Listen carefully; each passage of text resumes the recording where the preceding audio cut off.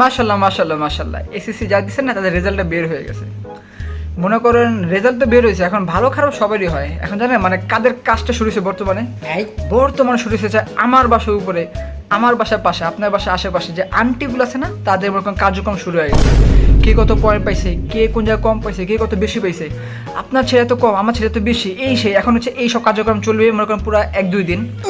এই কার্যক্রমের মাঝখানে মনে করেন তারা মিষ্টি মিষ্টি মানে দেখবে যে কই পাওয়া যায় মিষ্টি, ওই খোঁজ যাবে, ওই খোঁজে যায় মিষ্টি খাবে। মিষ্টি মিষ্টি খাওয়া শেষ করে তারপর হচ্ছে মনে করেন আবার লাগবে কার্যক্রমে যে কই কি বলা যায়, কার ছেলে কম পাইছে ওদিকে আগে যায়, ওদিকে আগে যায় ধরুক। আপনার ছেলে তো কম পাইছে, কেমনে কি সম্ভব বলেন, লেখাপড়া তো করে না, এই সেই কত কিছু। আরে ভাই, এটা তো ভাগ্যের বিষয়, এই রেজাল্টটা তো ভাগ্যের। এরকম কে কত কম পাইছে, কে বেশি পাইছে, তো কারো মানে কোনো বিবেচনা করার দরকার নেই, তাই না? কিন্তু বুঝেন এই পাশে পাশে আন্টিরা সবাই এই কাজটাই করে। আমার অন্তত এখানে তো সবাই এই কাজ করে মাশাল্লাহ, তারা এইদিকে একদম এক্সপার্ট, তাদেরকে কেউ হারাতে পারে না। এই হচ্ছে অবস্থা। আর যারা পরীক্ষা দিচ্ছেন তাদের সকলকে কনগ্রাচুলেশন, যারা পাস করছেন, কারণ কি পাস করাটা অনেক বড় বিষয় ভাই। পয়েন্ট যা হয় ওটা ডাজেন্ট ম্যাটার, পাস করছেন এনাফ।